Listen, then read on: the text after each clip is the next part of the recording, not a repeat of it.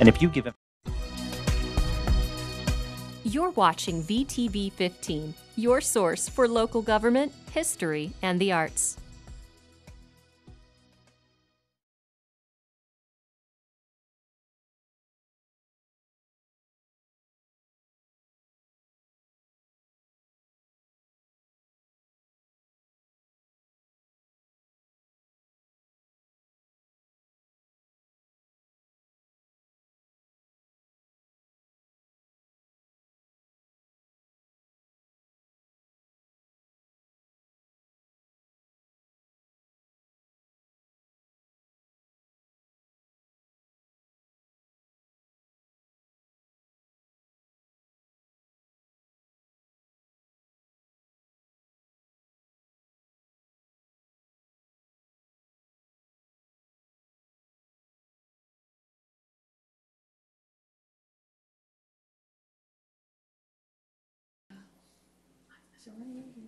So good evening. Because this is our first commission, since we have new commissioners appointment and our bylaws state that every September we will elect new officers, I will begin by calling the meeting to order. So this is, I've called the meeting of the September 16th, 2021 Planning Commission meeting to order. I have a few announcements. Tonight's meeting is being simulcast via TV 15. And we also have a change in the agenda order. We will be moving Section H, action items for the commission, to immediately after Section E, citizen communications. But first, we will start with a roll call. Lila, will you please call the roll? Good evening. Vic Caldwell. Adam Daughtrey. Gail Hode. Here. Derek Hunt. Here. Victor Mendoza. Here. Dan Mikulenka. Here. Brian Olguin. Here. Brian Rokita. Here. Cynthia Staley. Here. We have a quorum. Thank you. So first, I'd like to introduce our new planning commissioners. We have Adam Daughtrey, Victor Mendoza, and Daniel Mikulenka that will be joining us for their first 3-year term. Item C, training for planning commissioners, is being postponed to the next meeting since we had such a robust agenda and our attorneys have other meetings they need to attend. So item D is our election of officers. So I will open the floor for nominations for the position of chair. I'd like to nominate Gail Hode. I'll second that. Are there any other nominations? I'm supposed to ask that 3 times. So are there any other nominations, and are there any other nominations? Seeing none, we'll close the nominations for chair. And all those in favor of Gail Hode for the chair, please say aye. Aye. Aye. All opposed? So Gail will be our new chair. So now we will entertain nominations for the vice chair position.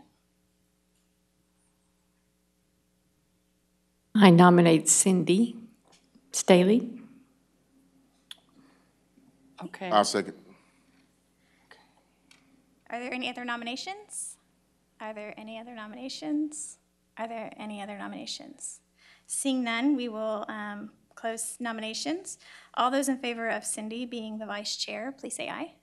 Aye. Aye. All opposed? Okay, the last officer position we will open out nominations for is for the position of secretary. I'd like to nominate Derek Hunt for that. Okay. Are there any other, or is there a second for that? I will second that. Are there any other nominations? Any other nominations? Any other nominations? Okay, all those in favor of Derek Hunt for secretary, please say aye. Aye. Aye. All opposed? Okay, so our chair is Gail Hode, our vice chair is Cindy Staley, and our secretary is Dr. Derek Hunt. I will now turn the meeting over to Chair Hode. Okay, so hopefully I'll follow in order like I'm supposed to. We will move to the citizen communication portion. Do we have any citizens wishing to speak tonight? Just as a reminder, please only speak to items that are on, that do not have a public hearing, and citizens' comments will be limited to 5 minutes. Okay, seeing none, we'll move on. We have one action item without a public hearing. a variance request for a commercial driveway radius for Texas Concrete. Can we have the staff report?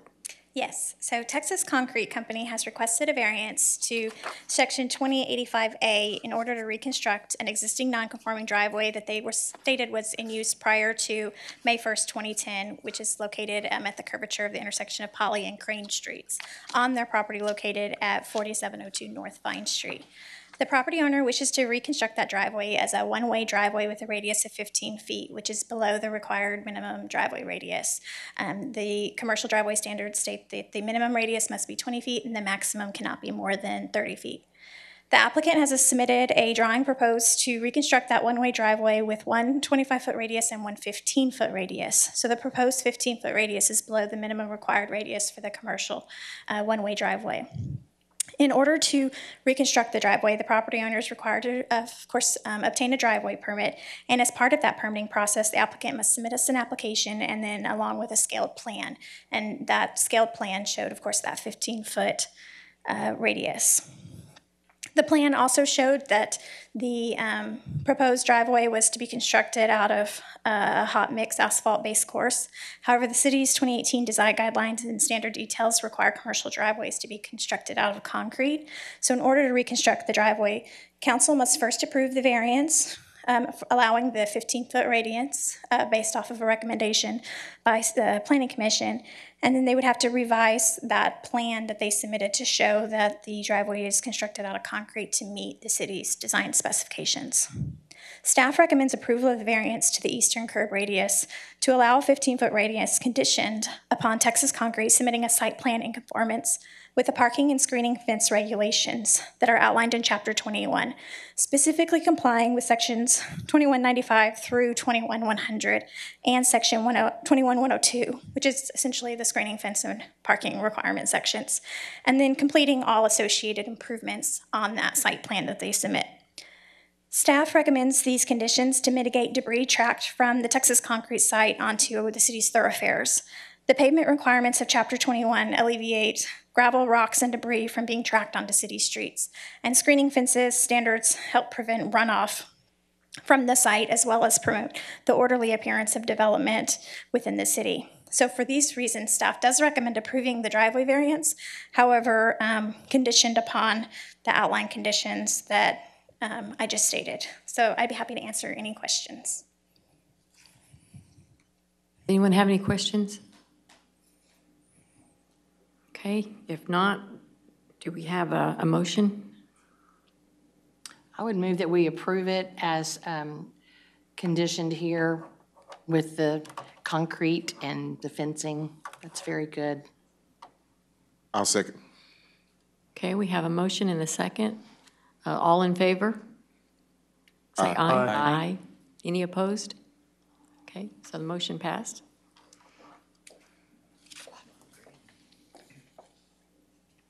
Okay, now we move on to the development items with public hearings. Our first item is a variance request for signage for Burger King and Dunkin' Donuts.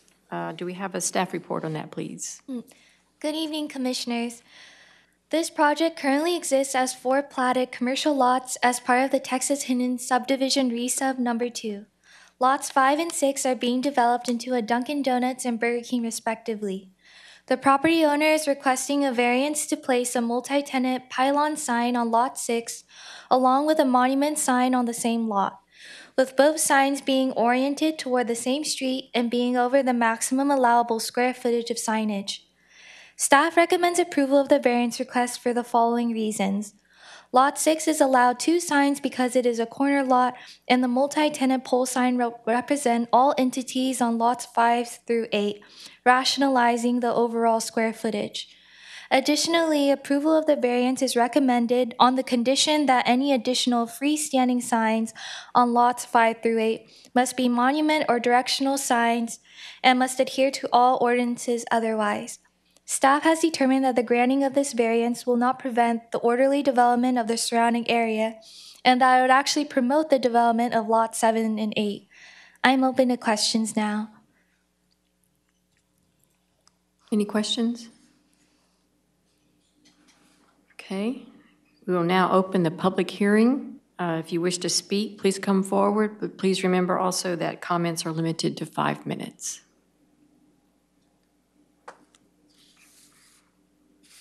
Okay, seeing nobody, do we have a motion? I'll motion to approve. Okay, we have a motion, second. I'll go ahead and second that. Okay, motion and a second. All in favor, say aye. Aye. Aye. Any opposed? Okay, motion passed. Okay, the second item is a variance request for off-street parking for a future multifamily development. Brittany, can you please present the staff report? So this project is a proposal to plat the subject properties into one lot and to be developed into a multifamily residential development. The property owners have submitted a preliminary site plan which depicts a multifamily development with 324 affordable rental units and 610 off-street parking spaces. The property owners are requesting a variance to allow for the submittal and approval of site plan and building plans which depict off-street parking below the minimum requirements.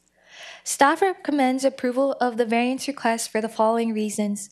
The developer, NRP Group, has a history of developing multifamily housing throughout the state of Texas and has found that they were able to provide reduced parking allocations while still sufficiently meeting parking needs. Additionally, because this development consists of a higher number of 3 and 4 bedroom units compared to a typical multifamily construction, most residents who lease those apartments are families who only own 1 to 2 cars. Thus, the city code calculations would result in a large amount of excessive parking, which would lead to a reduction of affordable rental units and community amenities that could be provided instead. Staff has determined that the granting of this variance will not prevent the orderly development of the surrounding area. I am open to questions now. I have a, go ahead. No, go ahead. This is just a simple question. Is there a time frame, and once this is approved, do we have a time frame when they start developing a breaking ground, maybe? So this project is seeking tax credits from TDHCA, and so the timeframe is is extended and very lengthy in comparison. And so we're hoping next spring. The developer's here, so he might be able to answer that more in depth when we open the public hearing. Thank you. Anybody else have a question? I do. Is this the first time in Victoria that we allowed this? Because there's a lot of apartment complexes and a lot of, because, have we had any troubles? I know I read in the notes that they said there's several cities in the state of Texas that allowed this, and they've never really had any issues, because I would hate to see, we build this place and then we don't have any parking for the people. So it's a concern. I'd like to kind of, do we have any, is this the first time we had a variance approved in Victoria? I don't remember. Because we've had a lot of apartment complexes built. I would have to go back and research so I don't lie to you. But this is probably the first multifamily development that we have that have quite the same number of the large 3 to 4 bedroom apartment complexes. Most market rate complexes and the complexes that have been built recently have a much higher proportion of the 1 to 2 family or 1 to 2 bedroom apartments. Right. And so I do think in our research, our parking requirements may be a little bit excessive whenever we add those extra bedrooms because they think they were written to assume that there would be a lot of adults living in each of the bedroom, and apartment living is not necessarily just single adults rooming together anymore. We have a lot of families in apartments, and so I think that our standard parking requirements for 1 to 2 bedrooms are pretty on point, but whenever you start adding in those larger units, we may be a little bit excessive and probably need to address that in our Unified Development Ordinance. Can I just ask one quick question of the developer? How can you just give us an overview, 1 bedroom, 2 bedroom, 3 and 4? Is it open for public? If you'll open the public hearing. Okay, yes, public hearings now. Good afternoon, Commissioners. Thank you for having me today. My name is Max Whipple. I'm the developer with the NRP Group. The breakdown in 1, 2, 3, and 4 bedroom units is 12 1-bedroom units, 132 2-bedroom units, 134 3-bedroom units, and 36 4-bedroom units. So similar to what Ms. Fulgham said, your standard market rate developments typically consist of about 95% 1 and 2 bedroom units and a few 3 bedroom units. But on the affordable housing side, we are really targeting family-oriented housing, and that's reflected in both the amenities we provide as well as the supportive services for our residents. And that's why you see such a large number of 3 and 4 bedroom units. I do want to just reiterate that this is targeted towards families. We aren't looking to have, 4 adults with 4, cars for each household. So this is a pretty standard mix of 1 through 4 bedroom units that we've done across the state. And our company has adopted an internal standard of about 1.75 spaces per unit.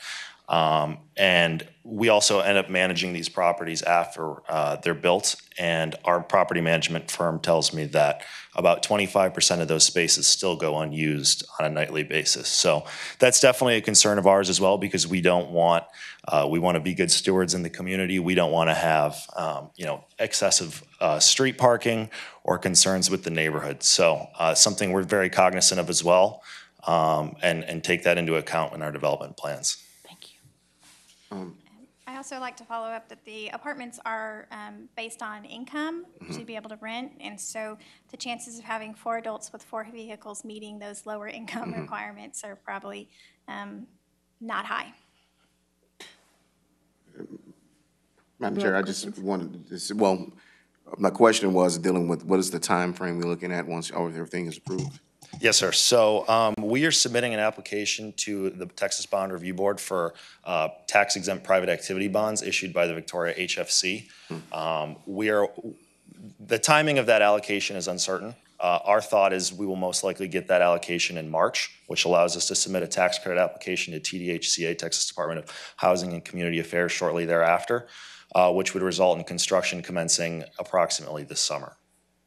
Well, I do want to commend if it does get approved. As a person that has a large family, when I first moved here, I had a 4-bedroom apartment, which is rare out here to even have. And so I know it's a need, and I agree that me and my wife had a car.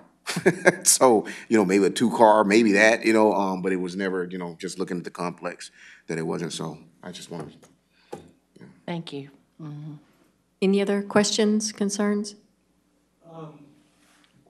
I know we got a lot of complexes, apartments coming up. How is that going to be any different from the newest complex that we have coming up now?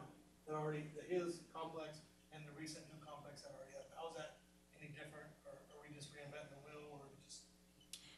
The number of the number of the bedrooms, essentially, having such a large number of 3 and 4 bedroom apartments makes this one different. Are you referring to the Enchanted Gardens, the other new project that we have coming in, or just apartments in general? Apartments in general. Okay. As in, we got new apartments going up. We have ones off of Lens Parkway. We have, I think, one off there behind the mall.